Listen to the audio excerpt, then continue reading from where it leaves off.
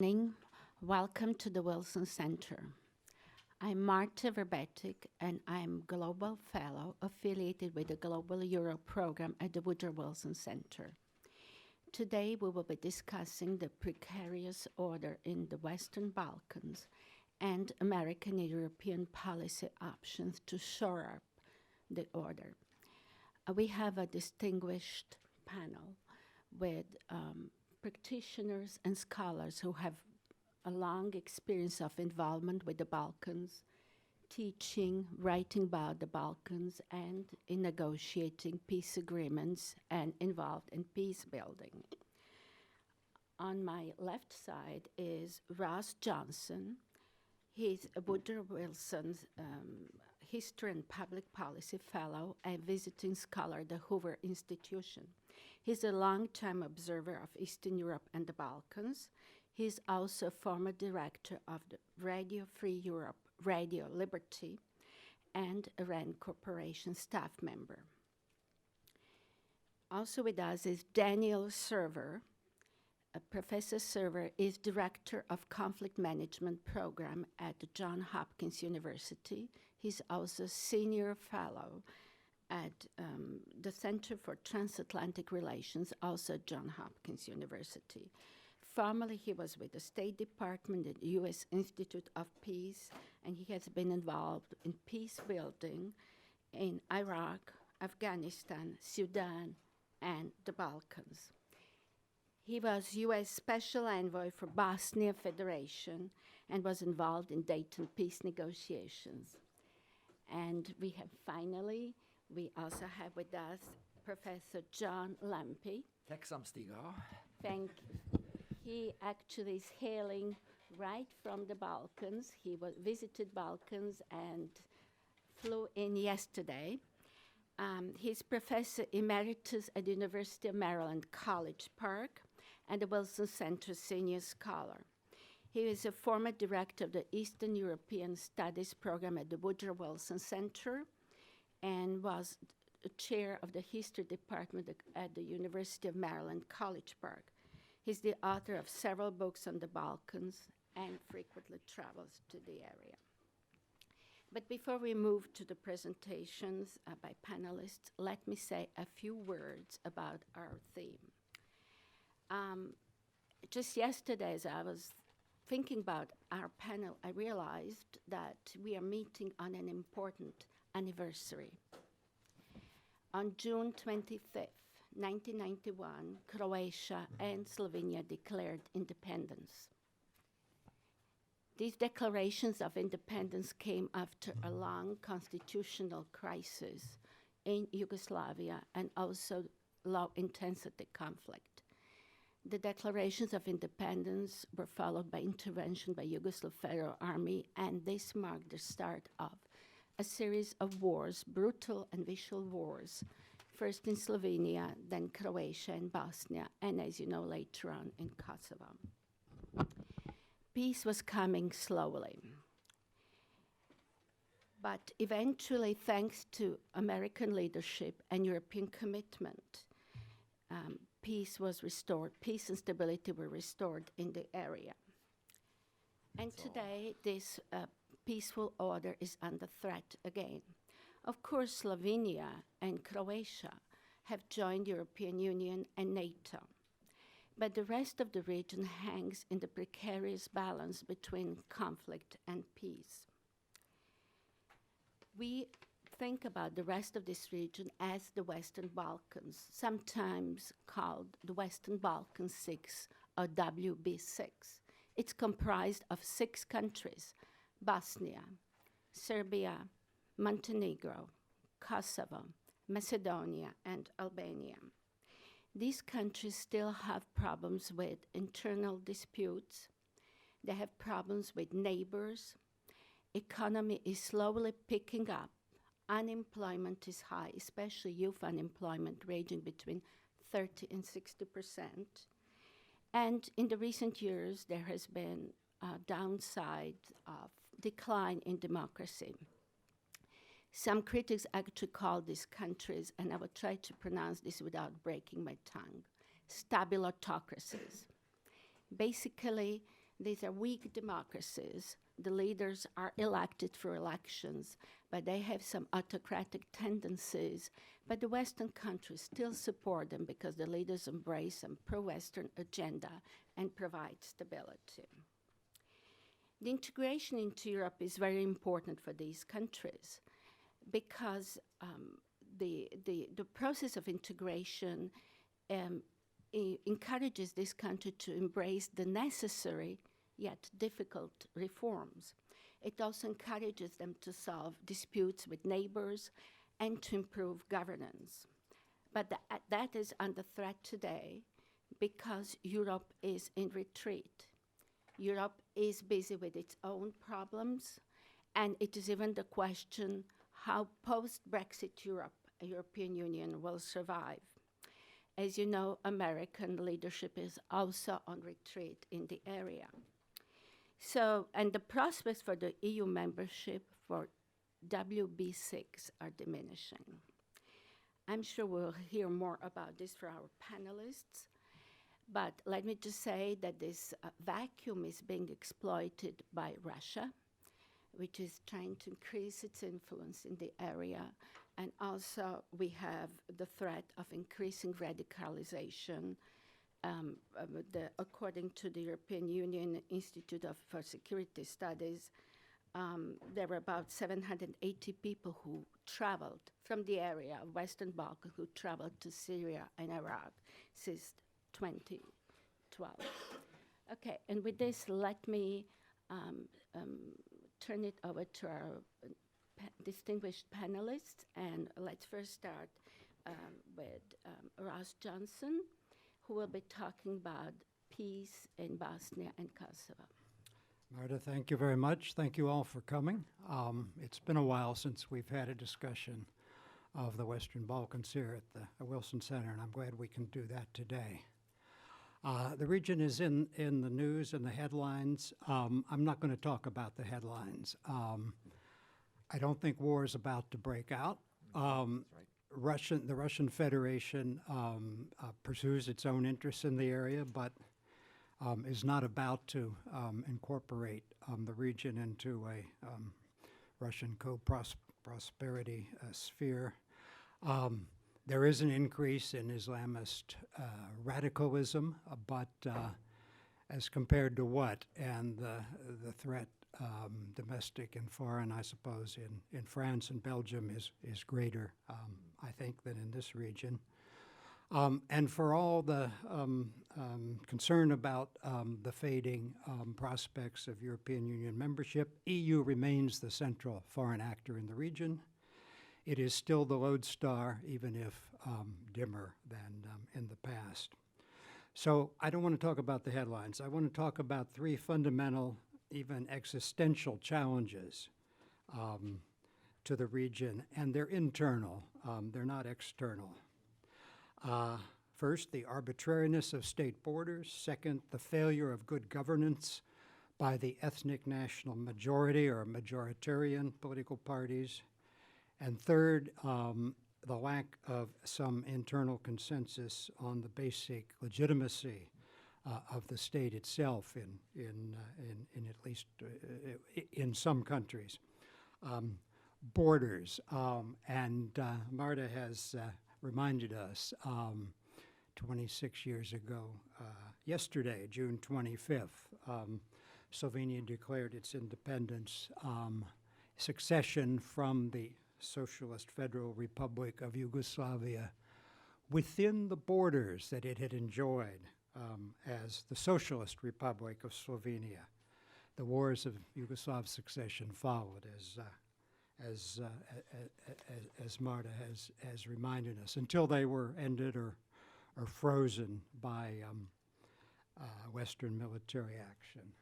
You all know this map. The Socialist Federal Republic of Yugoslavia in the 80s had become a confederation of 9 parts, 6 republics, 2 Serbian provinces, and in some sense the army. What's changed?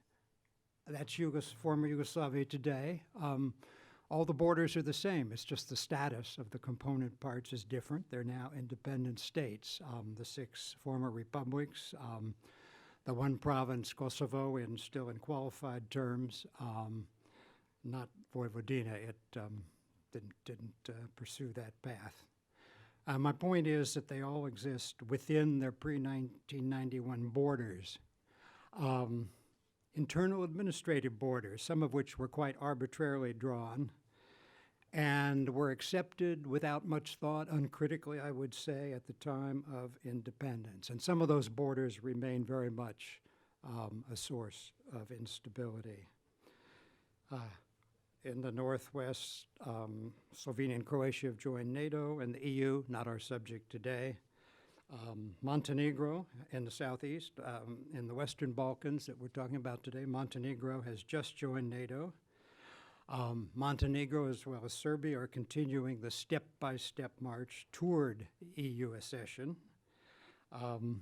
And Montenegro, like Serbia, has a long tradition of earlier independence. In fact, the United States had diplomatic relations with Montenegro, as well as, of course, Serbia in the 19th century. I hope John will discuss Serbia, and Macedonia and Albania deserve a detailed discussion, but maybe we can come to some of that in our discussion here. So let me focus on Kosovo and Bosnia and Herzegovina. Kosovo still strives for full international recognition following its declaration of independence in 2008. As of today, 114 of the 193 UN member states formally recognize it. Russia, of course, does not. 5 EU members, 4 of them NATO members, do not. Serbia, of course, does not. The official website of the Republic of Serbia states, quote, Serbia continues to conduct a peaceful, diplomatic, and legal fight to retain Kosovo Metohija within its borders. A one-state solution, at least in terms of rhetoric. An outsider might think that Serbia's legitimate interest is the protection of the Serbian cultural heritages and the welfare of the Kosovo Serbs, maybe 140,000, maybe some more, around 8% of the Kosovo population. 1/3 compactly settled in that area north of the Ibar, 2/3 in the so-called enclaves, Serb majority municipalities throughout the region, as indicated on the map. There's been some progress, I think, in integrating the enclaves, the Serb majority municipalities, in some sense, in Kosovo's institutional structure. Little, if any, or none, in terms of incorporating what we might call the rejectionist North Kosovo into the Pristina institutional structure. So I think the issue there of borders is still very much alive, and there's no reason why it couldn't be revisited. Meanwhile, you have the difficulty of reconciling the opposed views between Serbia and Kosovo on the self-government prerogatives and the ties with Serbia for Kosovo's Serbian minority. The Brussels agreement that the EU brokered in 2013 was supposed to address this issue, and there's still fundamentally different concepts in Belgrade and Pristina on what the association of self-governing Serbian municipalities in Kosovo should be, what powers it should have and not have. Kosovo, nonetheless, gradually achieves more international status. It's now a member of the World Bank, has its own telephone area code, country code. These issues of the Serb-Albanian Kosovar relationship notwithstanding, the major challenge for Kosovo is internal, and it's the failure of majoritarian governance.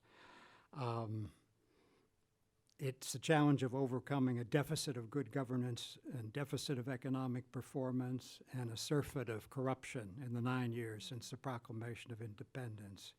Freedom House rates it half free. The Transparency International Corruption Index rates it 95 out of 186. And the election this month showed the dissatisfaction of the electorate with the traditional political parties.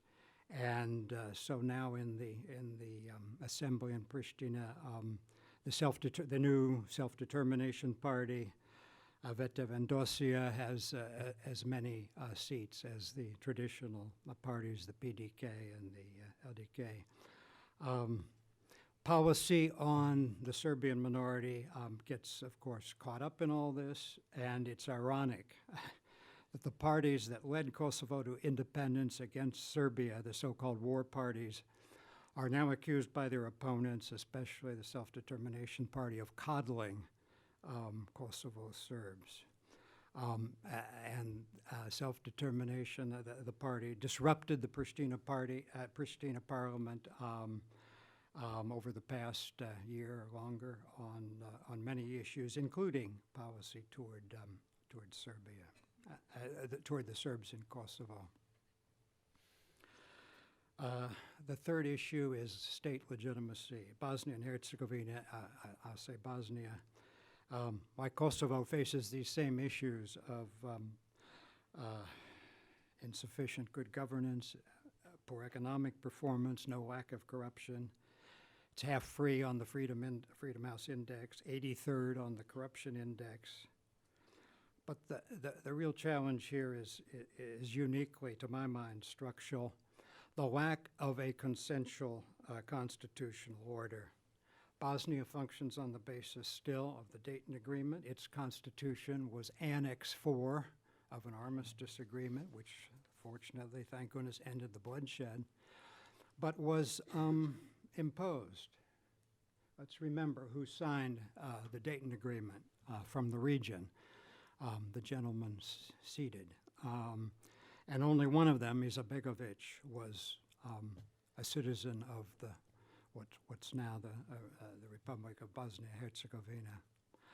The Dayton framework, as we know, stipulates that all Bosnian or state-level decisions and representation involve consensus among the three major ethnic groups: Serbs, Croats, Bošnjak in the sense of Bosnian Muslim in the ethnic, not religious sense. And the dysfunctionalities are heightened by the peculiar, I would say, structure of two entities, three ethnic groups, two of them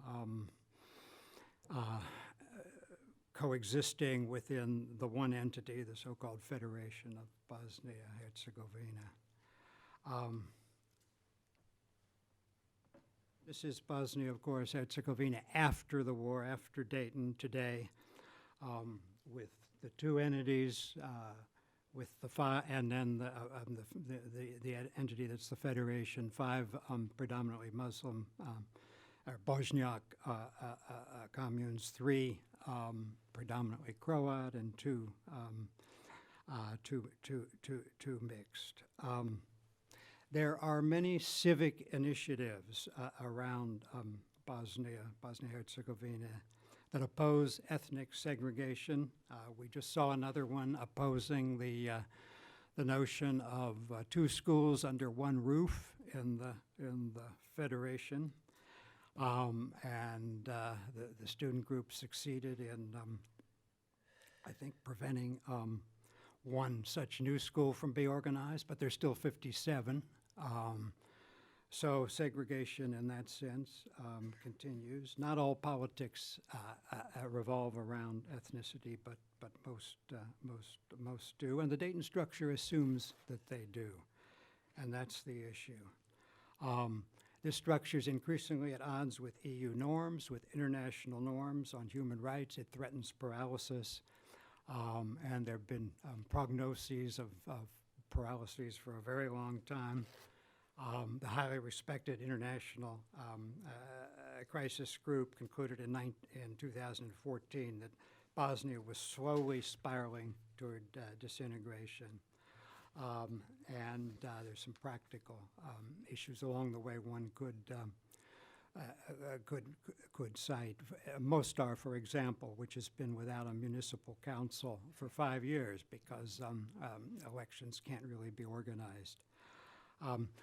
Finally, policy studies of Bosnia inevitably end with exhortations. Bosnians must implement this or that change. The Bosnians must adopt this or that policy. The 2014 International Crisis Group study, an organization whose work I respect very much, very valuable. Its 2014 study implored Bosnia's leaders with international support must begin an urgent search for a new constitutional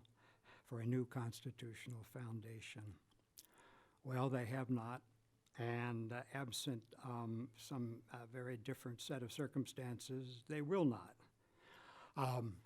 So, what's the bottom line? The bottom line is that the constituent ethnic populations of Bosnia-Herzegovina need to define their interests. Do they want to remain in one very decentralized state?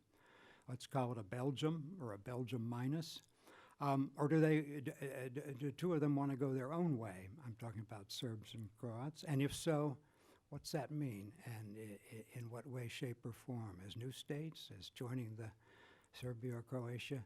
These questions are still, to my mind, very open 26 years after the end of Yugoslavia. Thank you. Thank you. And now we will hear from Professor Lampi, who has just returned from Serbia and who is writing a book on economics in the area and the financial aspects of integration. Well, actually, working on, have written several chapters for the new Handbuch zur Geschichte Südosteuropa, that the more active agency for studying Southeastern Europe today in Regensburg, the Institute for East and East European Studies, is producing 5 volumes. And the first volume is economic and social, and but waiting for it in your bookshelves till 2018 or 19. The chapters are coming out online, and so because of doing banking and finance all the way to 1989, I could then present a lecture at the recent 80th anniversary meeting of the Belgrade's Ekonomski Fakultet with a batch of young economic and mainly business majors, all presenting PowerPoint talks in English. And then I could add some lessons from economic history for smart growth, which was the theme of the conference. Of course, I did have to add in my introductory remarks that Washington is not regarded as a center for smart these days. And if you, over there, you have no idea. But in any event, other ideas, by the way, just back from Budapest as well, where the Central European University organized an excellent conference, Joan Scott and others, on discussing academic freedom. And maybe the Central European University decision by the distressing Orban regime will be announced today with some agreement with New York. But instead,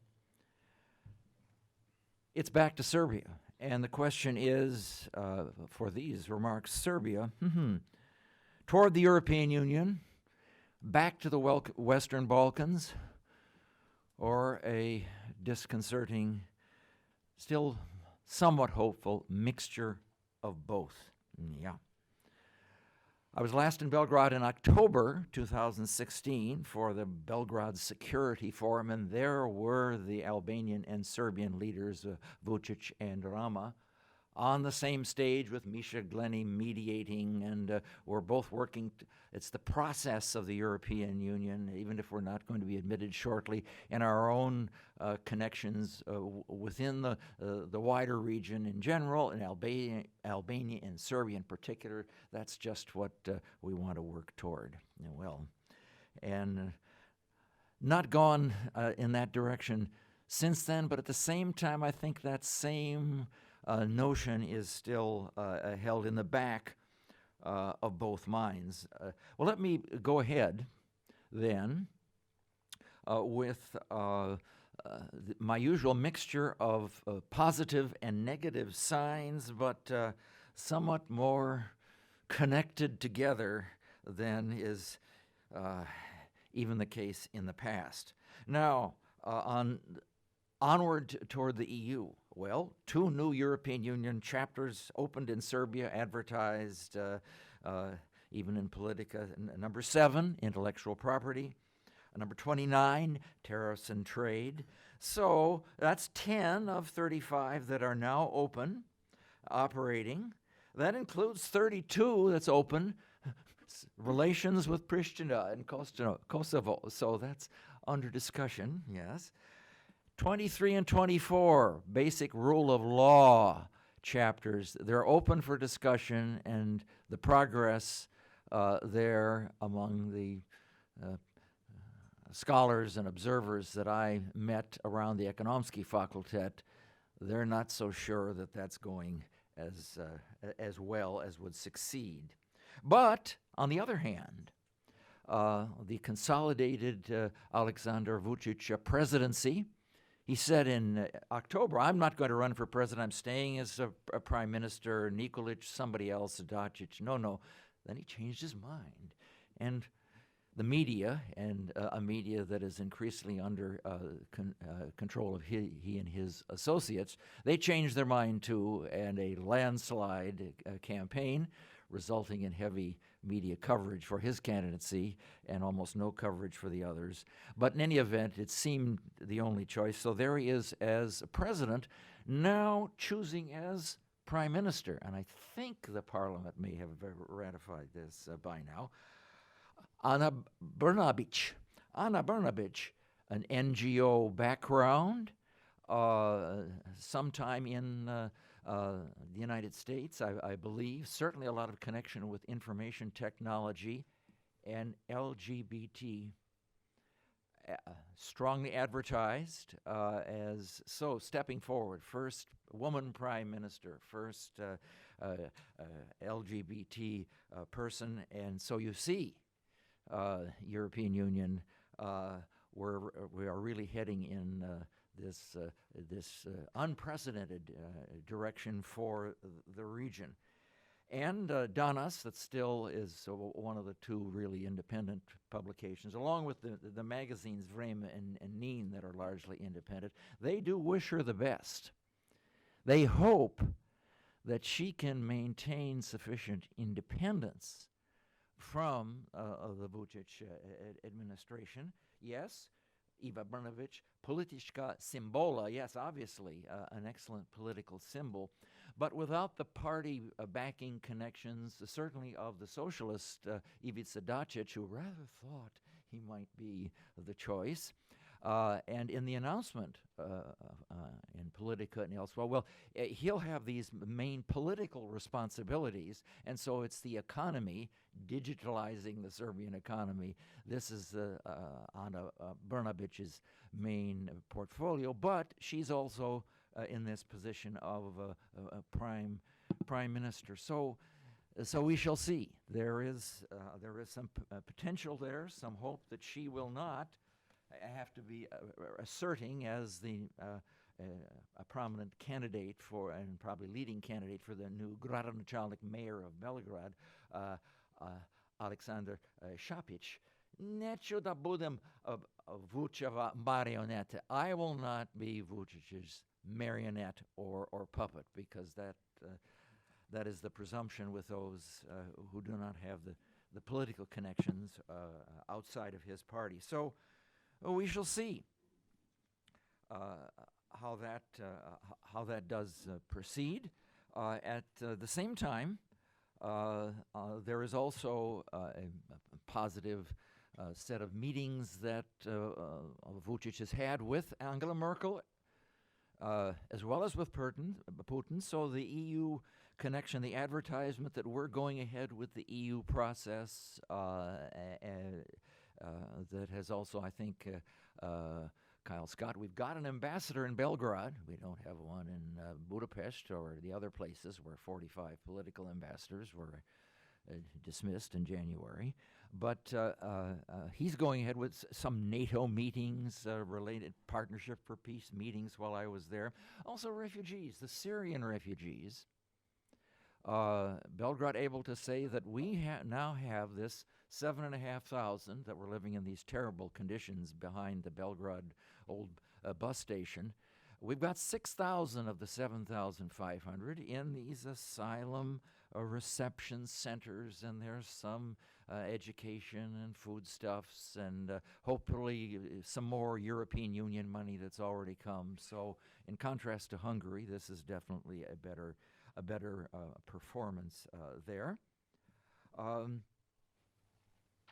But on the and also for modernizing the Western Balkans, Vučić very much endorsed a meeting in Sarajevo earlier in the year for let's have the Western Balkan economic representatives meet and discuss a customs union of the Western Balkans.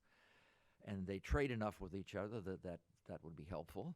But the prospects for that, when you talk to the Ekonomski Fakultet people, they're not very hopeful about that. I was nostalgic about it, but in any event. On the other hand, despite the determination to continue cooperating with other Western Balkan partners and with Rama in particular, Rama isn't helping much right now because he's got an election coming too. And so there have been some statements about we really want to go ahead with this EU process and hope the EU can help this go forward, because if it doesn't, you see, then we might have to consider these other alternatives, possibly some connection with Kosovo, which the Albanian population and establishment would not want, and economically, which would be tying an anchor around Albania. But never mind, that gets presented then in the Belgrade media as, so you see, that's this threat, war is coming. What about that Kosovo army? Didn't just General Mattis say it would be good if all the EU, if the European troop representation was out of Bosnia, and he thought the better of that after his confirmation here in American statements about let's not rush ahead with this Kosovo army that could then attack us. So that's not a realistic process, but that doesn't keep speculation in the Belgrade media away, nor does it keep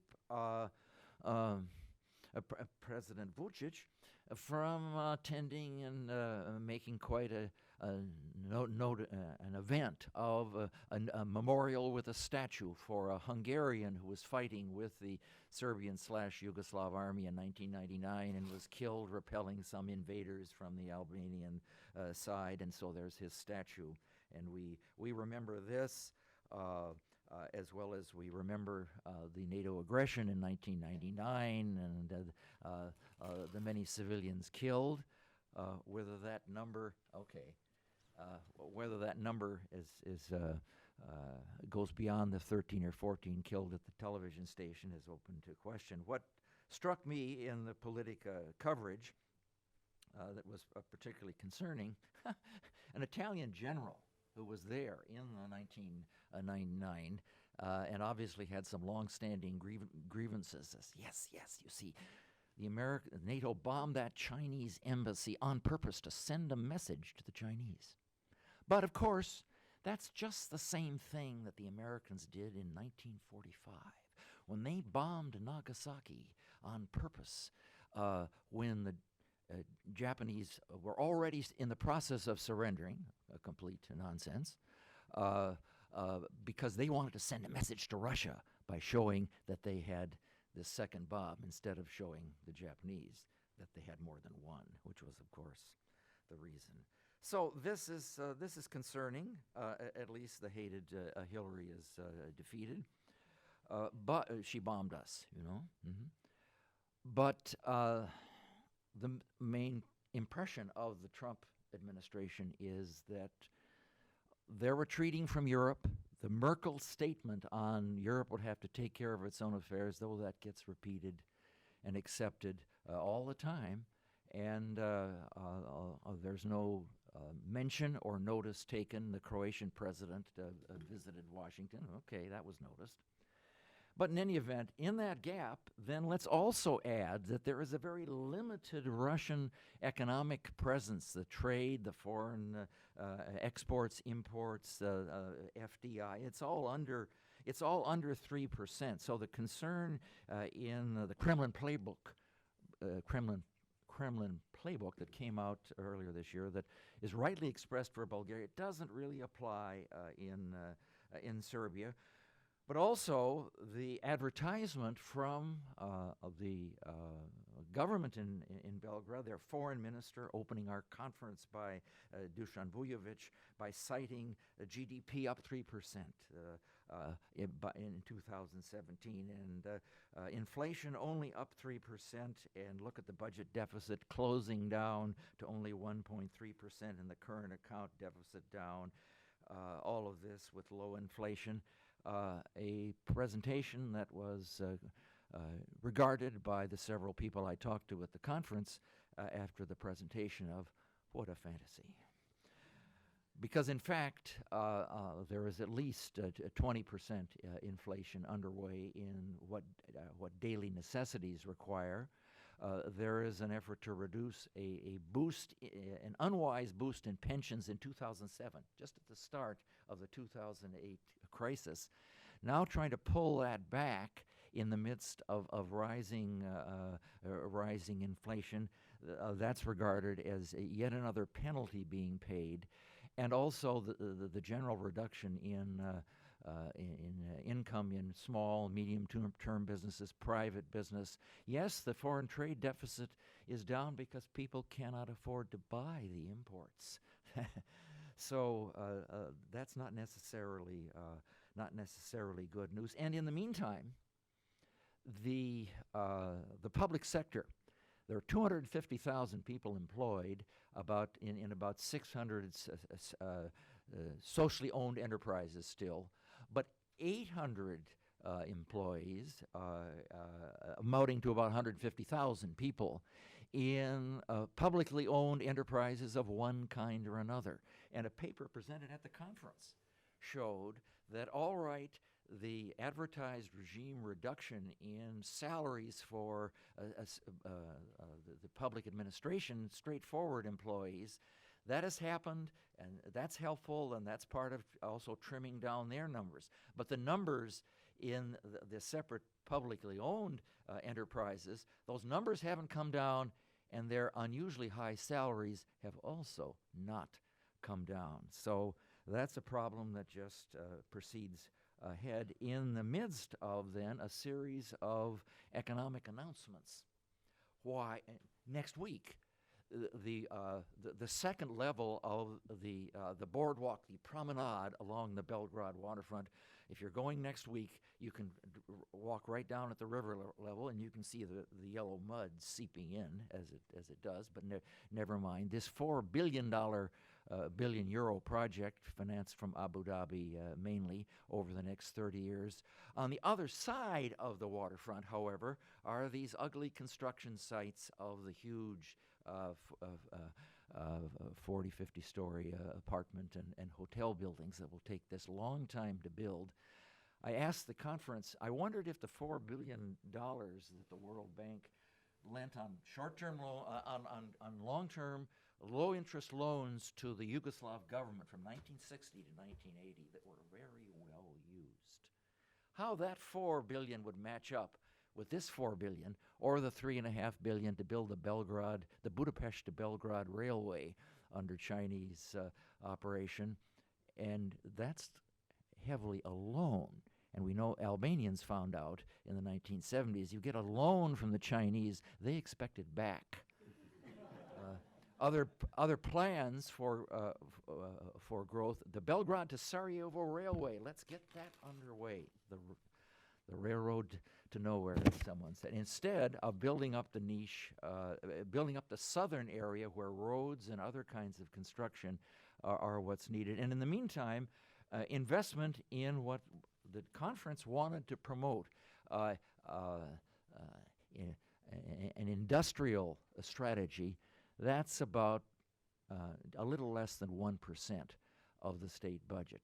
So this mixture of hope and concern, of media predominance, of a sense of victimization over Kosovo and the war and the American bombing, mixed with a public that still feels that EU membership is preferred to stepping back, and even among the elite, that NATO membership also is a direction in which they need to go. And where it will go, I have to say, pojma nemam. I don't have a clue. Thank you. Thank you, John, for this lively presentation. I detect that there were both positive signs and optimistic and negative in both presentations, and I'm really surprised to hear that Serbia is contemplating NATO membership among the people. That is a good sign. I would say that's among the elite. Yeah, And, well, the people, they bombed us. It's as simple as that. okay, next we will hear from Professor Daniel Server, who will be talking about policy options for United States and Europe to manage instability and prevent instability and shore up peace in the Western Balkans. Thank you, Martha, and thank you, Ross and John, for terribly interesting presentations that I will try to build on a bit. In particular, Ross's, I will address this question of the boundaries very directly. First thing I think you have to recognize about the Western Balkans is that they made really remarkable progress in the 10 years after the Bosnian War. It really was a period of political and economic progress, some of it forced. As we all know, the High Representative forced a lot of things on Bosnia, and some of it really voluntary. I'd point towards Croatia's remarkable turn in the direction of the EU. I'd point towards Serbia's efforts during that period as well. And Macedonia. It's a remarkable period of progress. That progress is now clearly at risk. And it's at risk for many reasons. It's at risk because the US has tried to pass the baton to a Europe that can no longer offer the kind of credible promise of integration with the Western Balkans that it could offer in 1999, 2000, when it first invented that idea. It's at risk because the Russians, while they may not have invested much in the Western Balkans, they are really very determined to block further NATO membership. Oh, yes. And I think very determined to block EU membership as well. It's at risk because the Middle East has blown up in an unanticipated way that has had repercussions in the Balkans, with some recruitment of Balkan Muslims, both from Bosnia and from Kosovo in particular, also Albania. And those people are now returning. Some of them, at least, are returning to the Western Balkans, and that's a source of some risk as well. So the risks are quite clear, even if I agree with Ross that we're not going to war tomorrow. That's not really the issue. And war in the Balkans, if it happens again, will look very different from the lengthy Bosnian war. Let me talk about the question of ethnic partition, which Ross has raised in genteel terms, but what it amounts to is ethnic partition through rearrangement of borders. I regard that as a bad idea whose time has not come. Moves, in my view, in that direction would lead to violence, including ethnic cleansing, crimes against humanity, and even genocide. It did happen in the 1990s, and it was a direct result of scheming over ethnic partition, and it could happen again. mono-ethnic states simply cannot be achieved without a massive and expensive peacekeeping deployment. Without that peacekeeping deployment, ethnic partition leads to war. It would not only be violent, it would generate a new flood of refugees. And the ultimate result would be creation of what, for want of a better term, I'll call Islamic mini-states in parts of Bosnia, Kosovo, and likely Serbia as well. This was the main reason we refused to move borders in the 1990s. Americans should be even more concerned about it today. The Islamic State and Al-Qaeda have had some success recruiting in the Balkans. Can you imagine what kind of success they would have if those Islamic mini-states were to come into existence? Damage, I have to add, would not be limited to the Balkans. Russia would welcome ethnic partition, clearly it likes the idea, because it would validate Moscow's destructive irredentist behavior in South Ossetia, Abkhazia, Transnistria, Crimea, and Donbass, as well as give Moscow a stronger foothold in the region. I can't imagine wanting that to happen from a Washington perspective. My third point is that I don't see an alternative to the political and economic reforms required for each of these countries to join NATO and the EU. I know there's a lot of talk about Plan B around. I spoke at an event last week, a German Marshall Fund that purported to be about a Plan B. It's not a Plan B. It wasn't a bad series of things that were recommended, especially on the economic side that has been somewhat neglected. But it wasn't a Plan B. It didn't constitute a substitute for that progress towards the EU and NATO that has driven progress in the Balkans since the end of the Bosnian War. The fact is that all still want to join the EU. Unfortunately, it won't accept them till after 2020. But frankly, you get most of the benefits of EU membership before membership, not after membership. The one thing that you don't get is a vote. And what are the votes of the Western Balkans countries going to count in an EU of, I don't know, 33, 34, 35 states? I really think that one of the problems in the Balkans is that the EU rather front-loaded the provision of carrots. In particular, did it very explicitly for Serbia. It has done it for some other countries. It did it for Macedonia at several points as well. And part of the problem today is that the EU hasn't got much more to offer. Even if it could politically offer it, there's not that much left.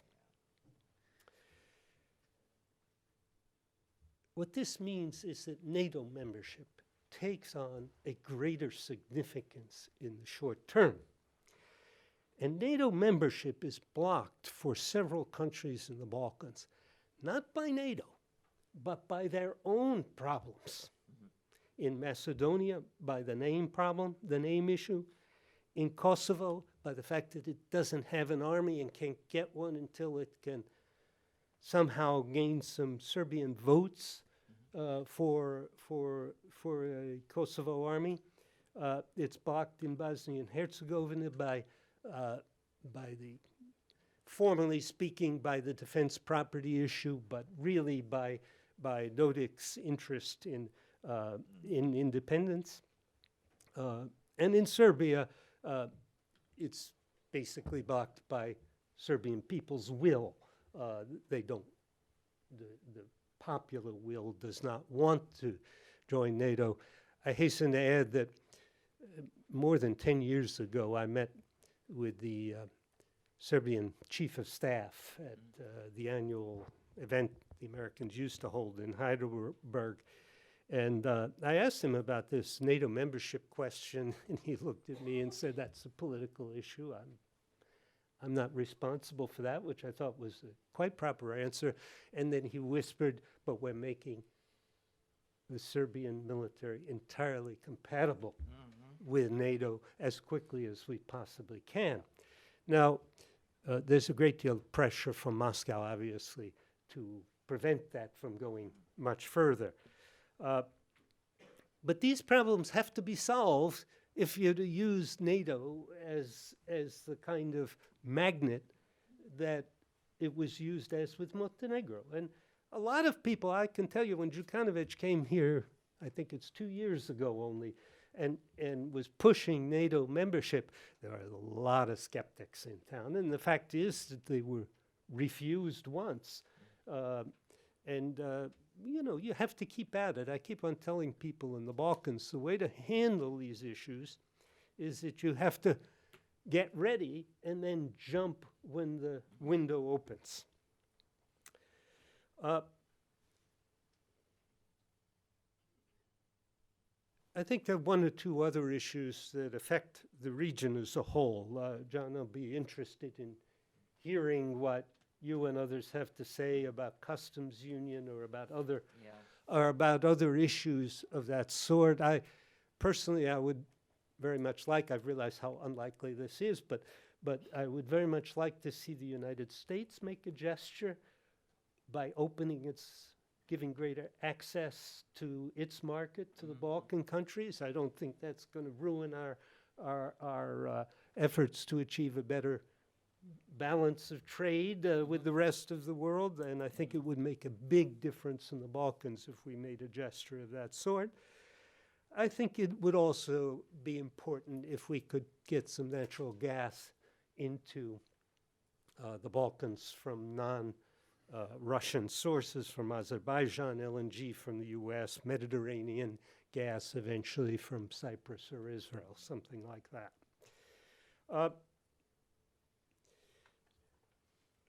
I'll address a question nobody has asked, which has been addressed to me many times, which is, does the United States need a special envoy for the Balkans? And it's a question that really is a substitute for a much more important question, which is, does the US have a policy for the Balkans? I was asked that. And my current view is no, we don't. I don't think we had a very strong one under Obama, though at least then there was the semblance of something from Biden. And, you know, Biden was a very strong supporter of putting all these countries on the EU track. That strategy was an important strategy, it seems to me, and worked with some of them and not with others. But today, after 8 years of Obama's largely benign neglect of the Balkans, we have an administration that simply hasn't been heard from on this subject. The only former Balkans country ever mentioned in that connection is Slovenia, for obvious reasons. And I think we do need to hear from the administration on the Balkans. I won't hide from you that I have some trepidation about this.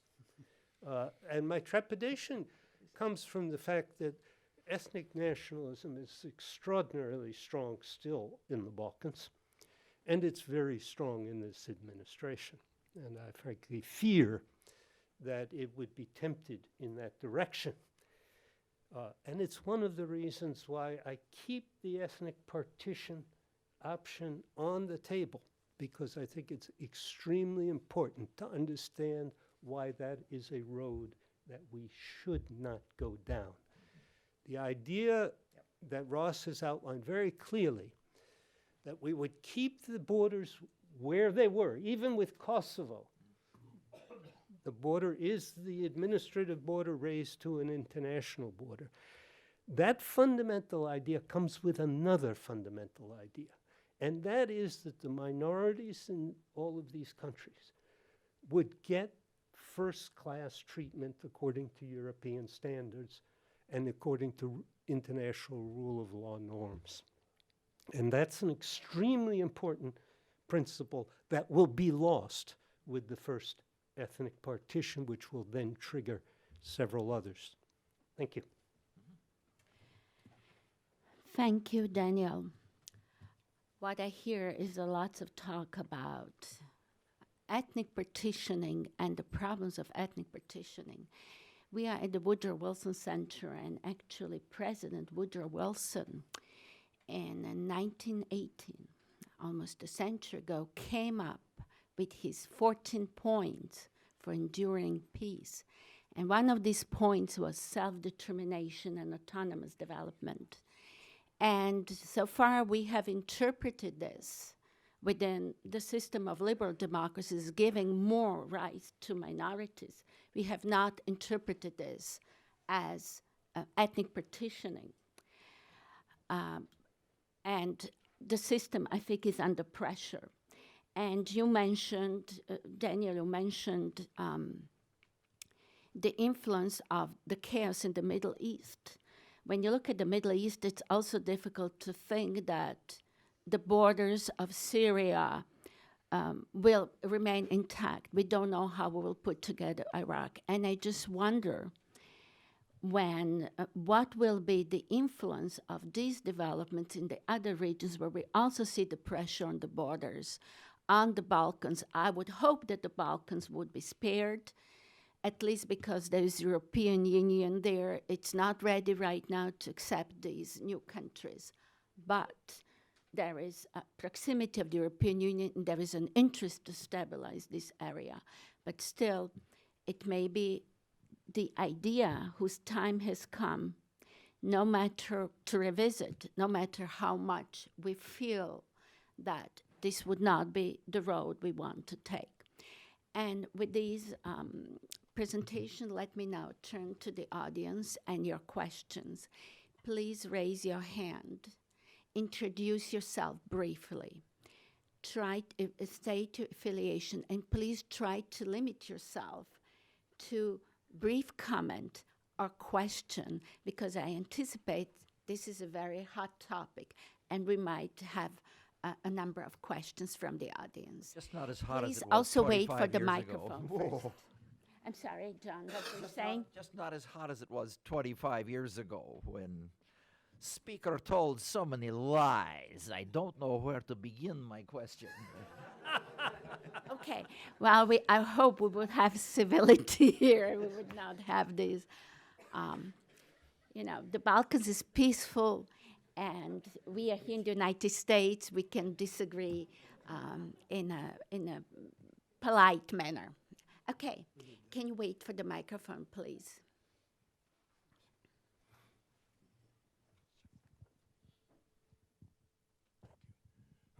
My name is Stephen Meyer. I've been around the Balkans, I think, as long as these three guys have,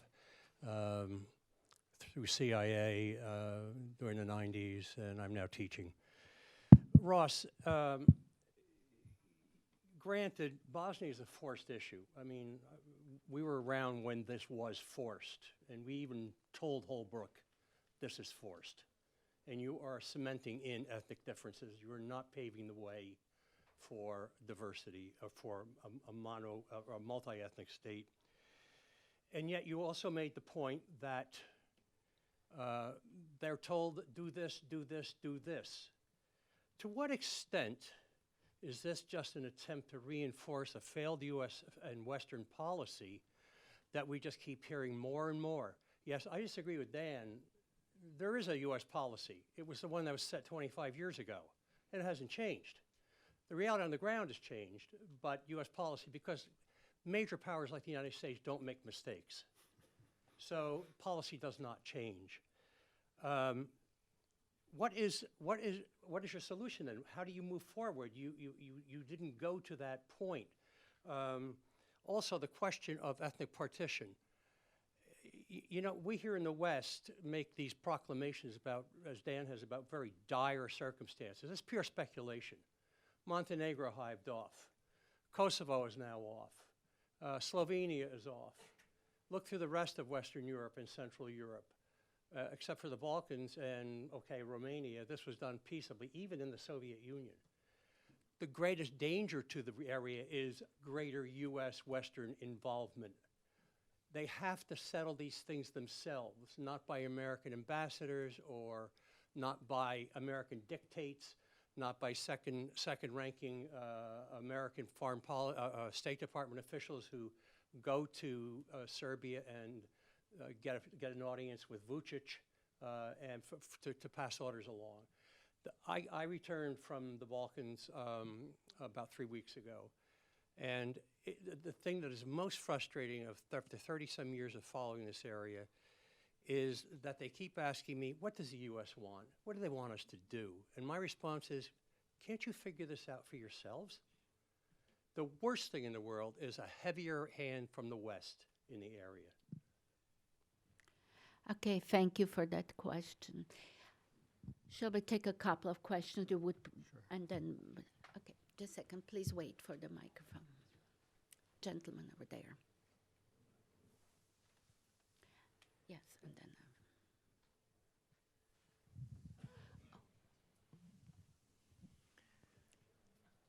Doug Wake, former State Department and OSCE official, including a couple of years in Belgrade, admittedly more than 10 years ago. And I guess to offer a very brief comment, I'm on the side of those who would be very worried about border changes beyond the administrative borders that not only Yugoslavia but the Soviet Union had in place for the reasons that were outlined mostly by Professor Serwer, and the risk of spiraling efforts to change borders in a variety of places. But my question is actually on a different issue, which was touched upon a little bit by some of you, but this has to do with this question of a backsliding on democracy in almost every one of the countries concerned. And having been a deputy head of the OSCE's Office for Democratic Institutions and Human Rights, I always look on the day after an election, and actually Albania's election took place yesterday at the preliminary statements, and there are some very positive elements about the deal that was reached between the two main parties to actually hold the election in Albania, but many of the same issues with regard to election administration and problems that continue to plague the region. And I'm wondering on this, to what extent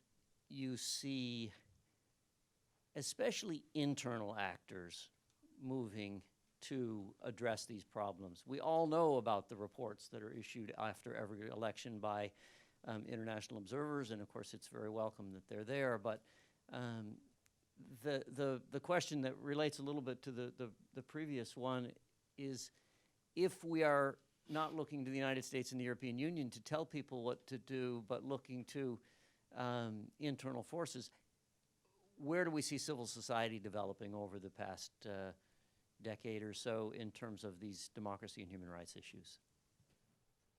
I think we ought to some responses Yes, here. just a second, one more. Okay, I'm Jordan Sellers. I'm with FGS Helter Skelter Politics and Social Science. I'm a campaign manager. I just wanted someone to pick back up on the NATO conversation and how that's going to really either cause more difficulty in European nations, particularly the Balkan areas, or whether or not NATO is just going to become obsolete. Okay, thank you. Let's now hear responses from the panelists. Okay. I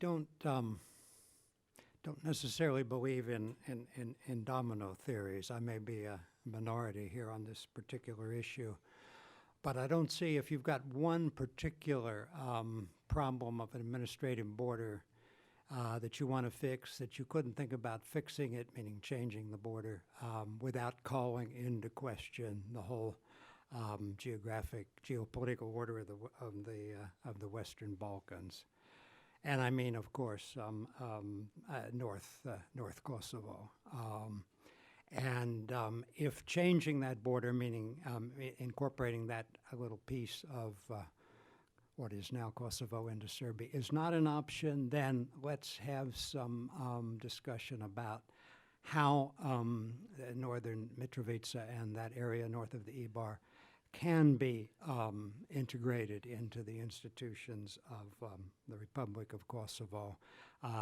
with the will of the people. It can't be forced, as has been said here. It's got to be indigenous. So, and with Bosnia, and coming back to Steve Meyer's question, it seems perhaps some of you have been involved. Maybe there are some discussions I don't know about.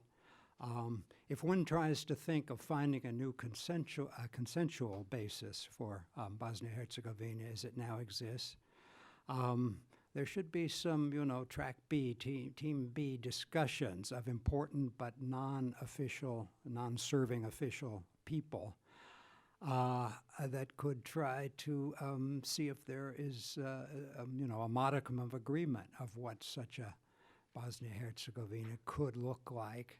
The imperatives, to my mind, are, it can't be. So if it's a Bosnia, it can't be broken up, but it also can't be a strong federal state, which of course is the dominant view amongst the Bosniaks. Yeah. And is there any way to have a meeting of minds? It's something that a track B, whatever we want to call it, discussion might explore. We know the pluses and minuses of that kind of meeting, and it certainly hasn't produced any peace in the Palestinian, in the occupied or Palestinian territories, whatever you want to call it. But maybe that's worth thinking about. Otherwise, one's left with how's one going to deal over time with the evidently not just official but sort of popular view in the Serb entity of Bosnia, the Republika Srpska, that it should go its own way. And of course, that calls into question the rest of the state and poses the dangers that Dan has alluded to. Just a final word. I can't see any downside to NATO expansion and involvement if the peoples of the region want it. Montenegro did. I think it wasn't universally popular, right, amongst the electorate, but I guess there was sufficient support for it. And over time, if there's support in Serbia, then that's a plus, it seems to me, and elsewhere. Let's remember all the new members of the EU in Central and Eastern Europe were first in NATO before they joined the EU. Yeah. Well, let me just go ahead with supporting the notion that NATO is not obsolete, as a view that was briefly uttered from Washington and since been set aside, and we're back to having Article 5 reaffirmed with the Romanian president standing by, and that was noticed. Not necessarily reported in Hungary, but never mind. And for NATO, for the European Union, and for any other sort of American presence, the notion throughout the Western Balkans that there is a possibility for, let's say in Serbia, because you'd find such people, but they would be in the very tiniest minority.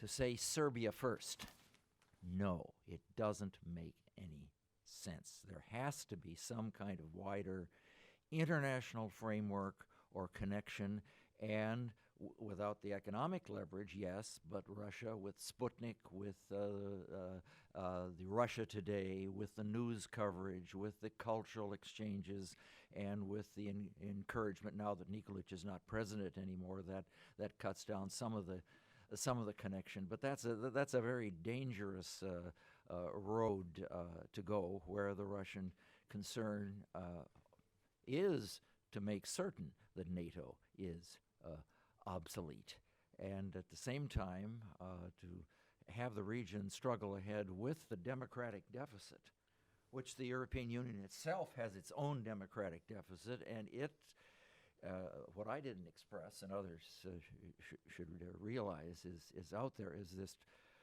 tremendous anxiety. Now hope Macron, maybe he can do it, can pull things, consolidate and have a Eurozone finance minister and fiscal structure, and Merkel saved in her election chances, both Macron too, by an effect that I won't mention, but it affected both of those elections. And in any event, we have to hope there, because to talk to people in Belgrade, to be left with the European Union's too weak, too divided. The United States has retreated.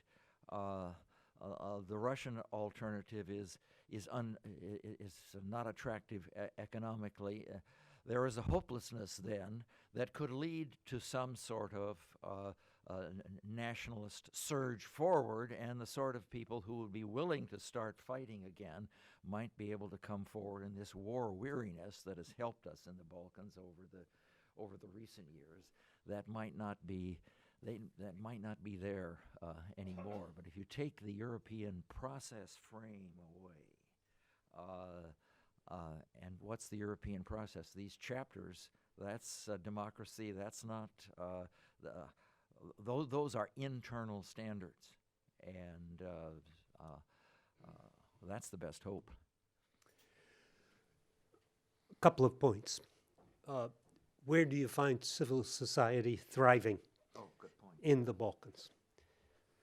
My personal answer is in Serbia, more than any place else. The bravest, the most consistent, the most persistent of the human rights advocates, to my knowledge, live in Belgrade and have always lived in Belgrade. You find very much less in Bosnia and Herzegovina. You find some people in Kosovo. Kosovo, among other things, has generated, I think with mostly foreign money, a truly extraordinarily capable group of think tanks, which are useful and helpful, and they elucidate many issues that would otherwise be difficult to understand. On the question of northern Kosovo, I want to be very explicit about this. The question, Ross, is who is indigenous?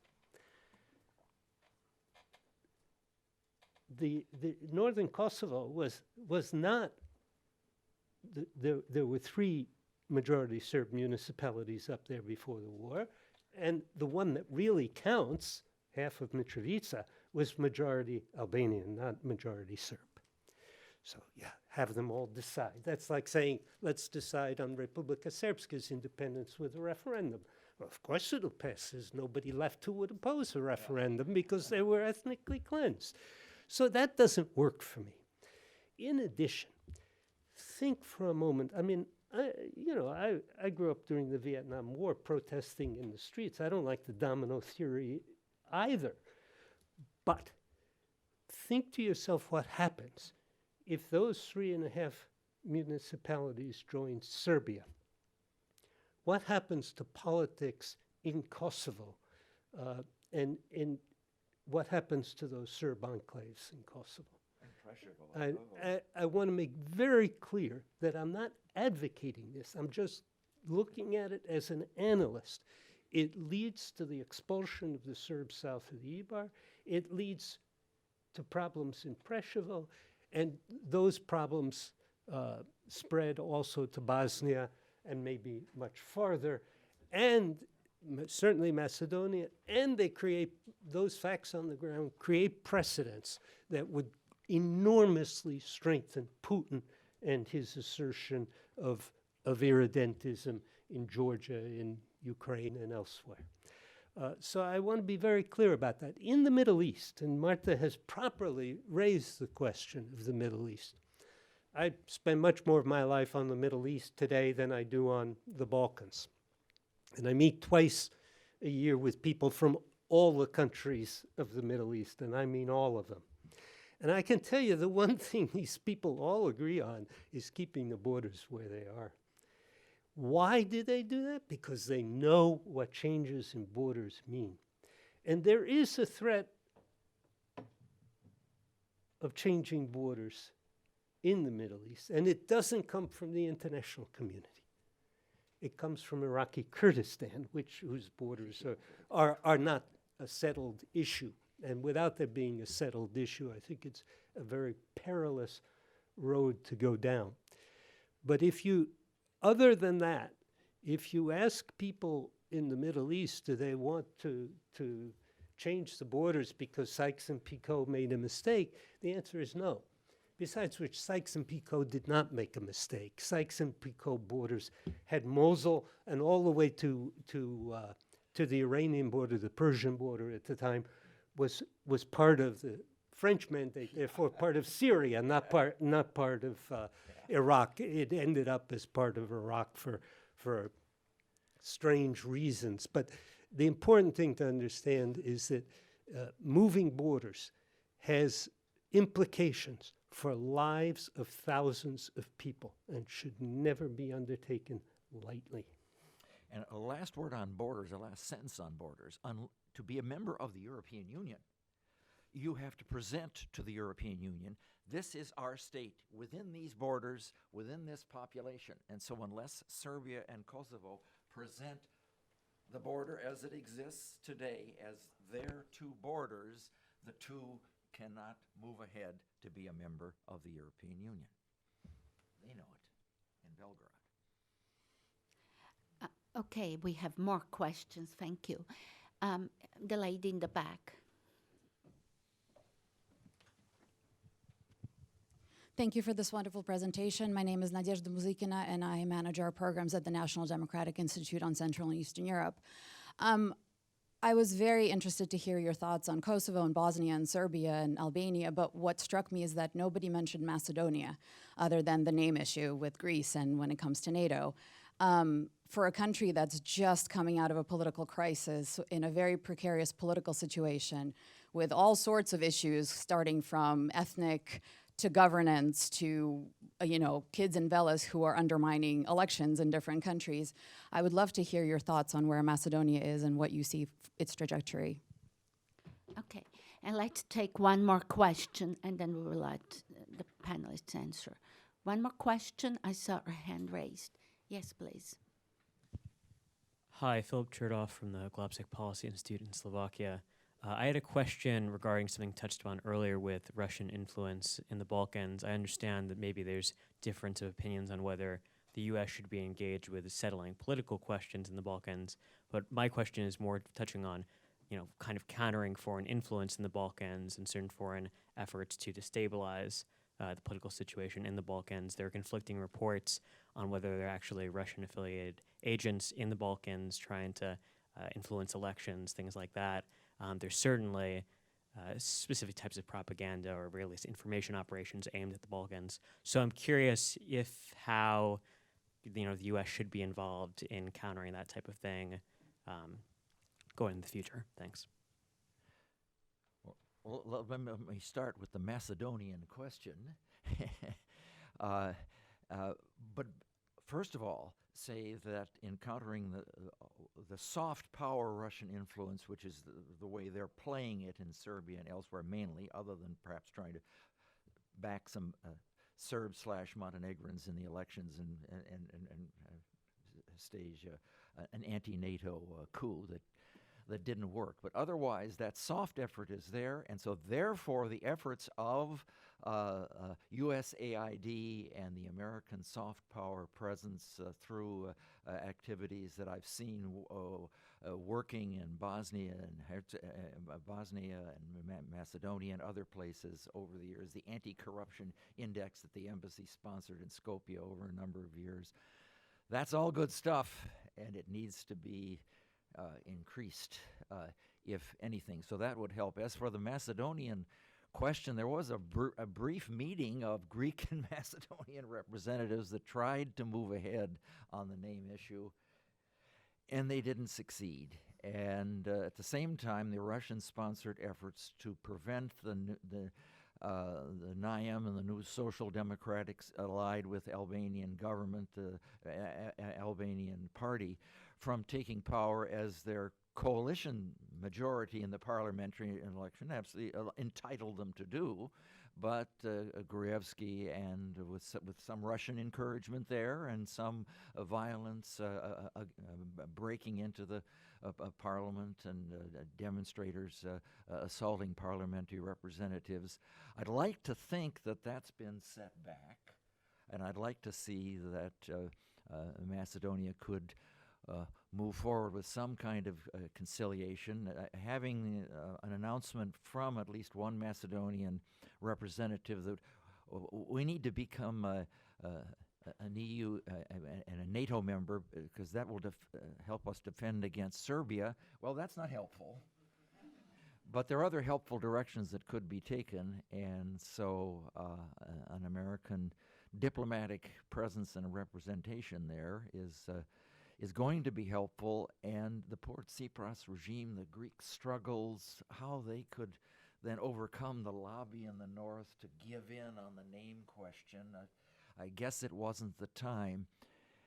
If we'd get a new finance minister in Germany and some debt forgiveness for Greece on the IMF pattern and some kind of Greek sense of we're going ahead and we're connected, maybe we could make a concession too. But again, poema nemam.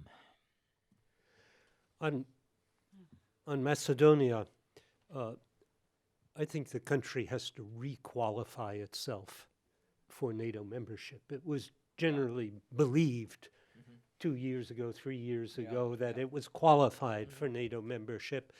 I think the events of the last few years have disqualified it.